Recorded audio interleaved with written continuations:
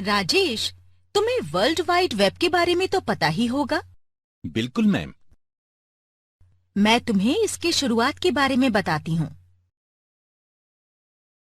World wide web का विचार सबसे पहले स्विट्जरलैंड के एक शोधकर्ता टिम बर्नर्स ने 1990 में दिया था। टिम बर्नर्स-ली ने सूचना संचार को बढ़ावा देने के लिए एक नया रास्ता चुना। उन्होंने एक लिंक के जरिए एक कंप्यूटर के किसी डॉक्यूमेंट को अलग-अलग जगहों पर लगे हुए कंप्यूटर्स में खोलने की जिम्मेदारी ली। इसके लिए उन्होंने सॉफ्टवेयर बनाया जो आइडेंटिफाइंग सिस्टम URL या जिसे यूनिट रिसोर्सेज लोकेटर्स भी कहते हैं और एक इंटरफेस HTTP या हाइपर टेक्स्ट ट्रांसफर प्रोटोकॉल का इस्तेमाल करता था। बीतते वक्त के साथ जल्द ही ये बहुत लोकप्रिय हो गया। इसे वर्ल्ड वाइड वेब कहा गया। शॉर्ट में इसे WWW कहते हैं। WWW कमर्शियल ऑर्गेनाइजेशंस को दुनिया भर में ग्राहकों तक पहुंचने का रास्ता देता है। सभी कमर्शियल ऑर्गेनाइजेशंस, खासकर एंटरटेनमेंट इंडस्ट्री को इससे बहुत फायदा हुआ। राजेश, अब तो तुम बता सकते हो कि हम इंटरनेट पर कितने निर्भर हो गए हैं? बिल्कुल नंदिता मैम। इंटरनेट और WWW के बिना हमारा कोई काम पूरा नहीं हो सकता। इसीलिए हमारे लिए ये बहुत जरूरी है कि हम इंटरनेट को लेकर अलर्ट रहें और किसी को भी अपने प्राइवेट कंप्यूटर और संचार में न घुसने दें।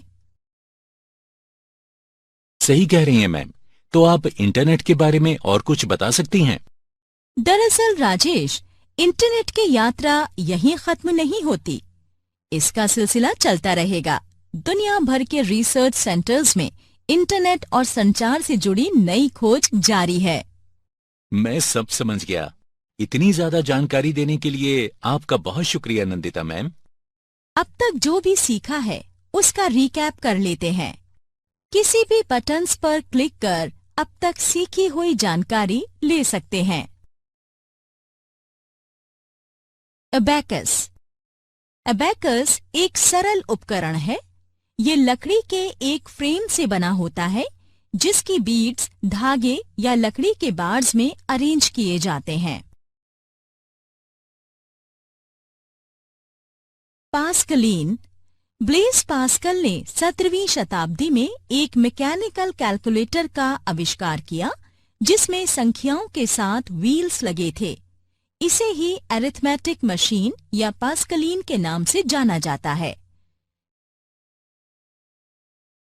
चार्ल्स बेबेज इंग्लैंड के एक गणितज्ञ थे जिन्होंने पहली बार ये कहा था कि गणितीय गणनाएं एक ऑटोमेटिक मशीन के जरिए भी की जा सकती हैं। उन्होंने बताया कि गणनाओं को आसान ऑपरेशंस में बदला जा सकता है। इसीलिए चार्ल्स बेबेज को कंप्यूटर का पिता माना जाता है। एनियाक।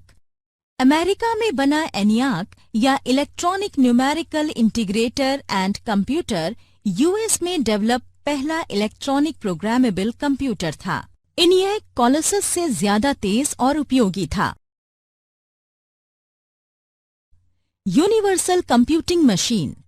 ट्यूरिंग ने एक बहुत ही आसान उपकरण यूनिवर्सल कंप्यूटिंग मशीन पेश की थी। उन्होंने ये भी साबित कर दिया कि इस तरह की मशीन टेप में स्टोर्ड किसी भी गणनीय की निर्देश के मुताबिक गणना कर सकती है।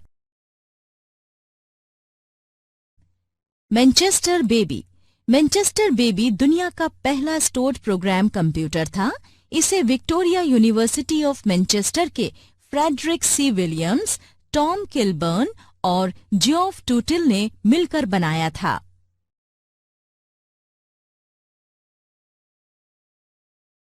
ट्रांजिस्टर्स।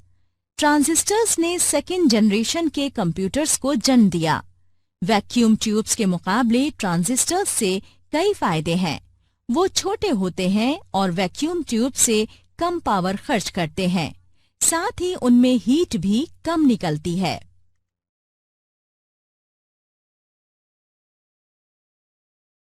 Integrated circuit IC.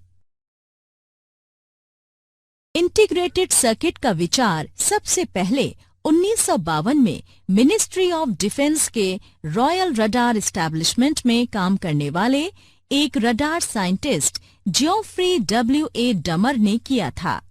इसने ट्रांजिस्टर की जगह ले ली।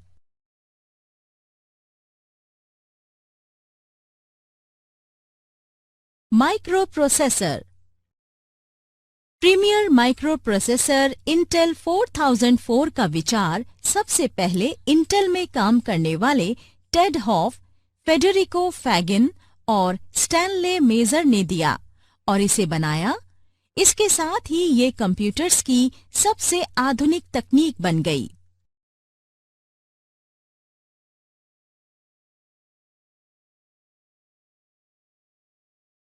ARPANET अमेरिका की एक defence advance research projects agency, जिसे APRA भी कहते हैं, उसने ये फैसला किया कि अलग अलग जगहों के अनुसंधान संस्थान में बैठे लोगों के साथ कंप्यूटर साझा किया जाएगा। इसी पर चलकर आगे डेटा लिंक्स शेयर करने के लिए एक नेटवर्क बना, जिसे हम ARPANET कहते हैं।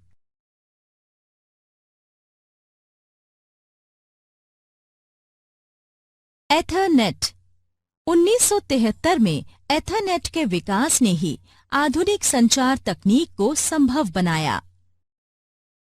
2 या उससे ज्यादा डिवाइसेस के बीच फिजिकल कनेक्शन से एथरनेट बनता है।